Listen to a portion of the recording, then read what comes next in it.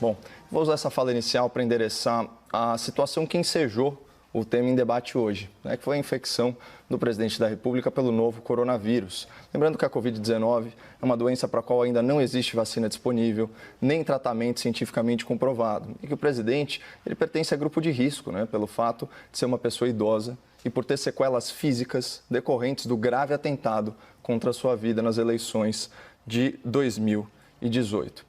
Bom, ontem eu e o meu debatedor, o doutor Augusto, nós já registramos aí nossos votos de saúde ao presidente da República e aqui eu reitero a minha torcida para que ele convalesça rapidamente. O que choca é que esse mínimo de empatia com o próximo não é praticado por muita gente que se diz inclusiva, que se diz tolerante, que se diz progressista e até liberal, Ontem, diante da incerteza sobre o resultado do teste feito pelo presidente, a esgotosfera da internet subiu aquela hashtag #ForçaCovid, uma torcida mórbida, explícita ou velada pela morte do presidente.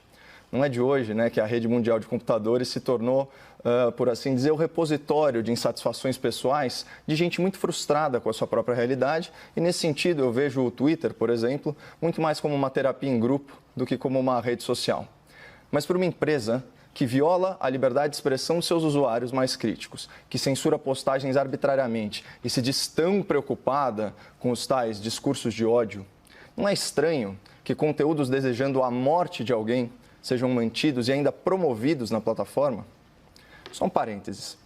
Vocês conseguem imaginar o que aconteceria se cidadãos que apoiam o governo publicassem postagens em redes sociais desejando explicitamente a morte dos ministros do STF por Covid?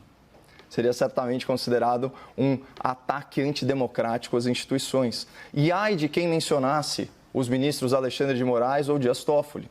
Essa pessoa seria investigada no inquérito ilegal das fake news, seria surpreendida por uma busca e apreensão injustificável, seria enquadrada na Lei de Segurança Nacional, acabaria presa preventivamente e os seus advogados nem teriam acesso aos autos do processo. Mas incitar o ódio contra o presidente da República, desejando a sua morte por escrito, aí pode. Mas enfim, deixemos aí a esquerda e os radicais de centro com o seu ódio do bem, engajados aí nessa corrente virtual pela morte de um homem cujo único crime, até o momento, é pensar diferente deles. No fundo, sim, sua grande maioria, os participantes desse movimento Força Covid são inocentes úteis, tocados aí como gado pelo berrante da internet, que, diga-se de passagem, funciona em qualquer pastagem ideológica. O que realmente preocupa não são as manifestações das pessoas, são as manifestações do assim chamado quarto poder, a mídia. Parafraseando aqui Roosevelt, hoje, 7 de julho de 2020, é uma data que viverá na infâmia para o jornalismo brasileiro. O Grupo Folha, controlador do jornal de maior circulação e do site noticioso com mais audiência no país, publicou um artigo vergonhoso intitulado "Por que torço para que Bolsonaro morra?". Eu vou repetir: por que torço para que Bolsonaro morra? Eu vou omitir do espectador da CNN o nome do autor desse artigo, por 2 motivos. Primeiro, quem escreve com tanto rancor, com tanta imprudência, com tanto radicalismo, na verdade, está desesperado para chamar a atenção. E eu não estou aqui para mimar gente carente. E segundo, na publicação original, online, o jornal Folha de São Paulo não declarou que a opinião do jornalista não reflete a sua própria.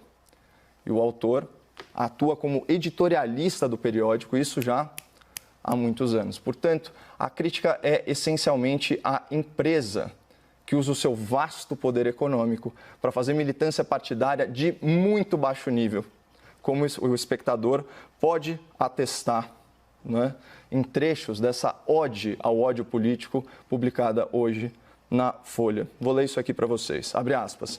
Jair Bolsonaro está com Covid-19. Torço para que o quadro se agrave e ele morra. Nada pessoal. É que no consequencialismo, ações são valoradas pelos resultados que produzem. O sacrifício ou a morte de um indivíduo pode ser válido se dele advier um bem maior. Então, só para contextualizar o espectador, a ética consequencialista avalia se uma ação é boa ou ruim, justa ou injusta, correta ou incorreta, com base nas consequências, sejam elas intencionais ou não intencionais, desse ato. Ou seja, numa interpretação vulgar, mesmo um crime pode se tornar um ato virtuoso, dependendo dos resultados que ele produz.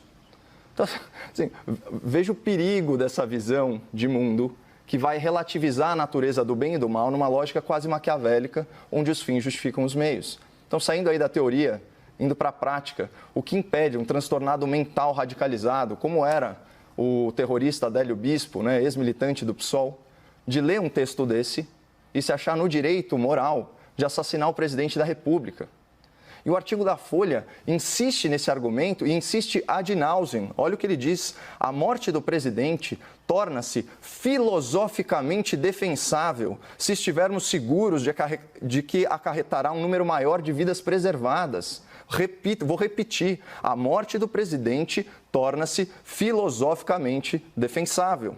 Imagina se o povo brasileiro usasse essa lógica para fazer justiça com as próprias mãos contra políticos corruptos. Todo mundo sabe que corrupção num país em desenvolvimento nada mais é que tirar recurso dos mais pobres. E claro, num país em que falta remédio, em que a estrada é esburacada e que a pistola atira sozinha, corrupção mata. Então, pela lógica do jornal aí de maior circulação do país, também seria filosoficamente defensável assassinar políticos ladrões para preservar vidas da população vulnerável? Será que o jornalismo militante está disposto a perder o seu corrupto de estimação, aí em nome do consequencialismo, né?